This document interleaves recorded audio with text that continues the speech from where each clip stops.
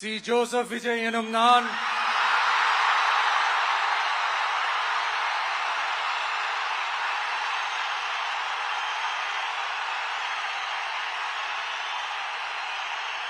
சட்டப்படி அமைக்கப்பெற்ற இந்திய அரசியல் அமைப்பின்பால் உண்மையான நம்பிக்கையும் மாறா பற்றும் கொண்டிருப்பேன் என்றும்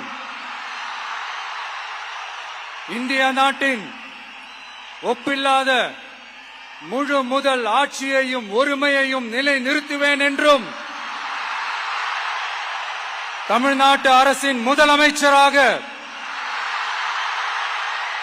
உண்மையாகவும் உளச்சான்றின்படியும் என் கடமைகளை நிறைவேற்றுவேன் என்றும்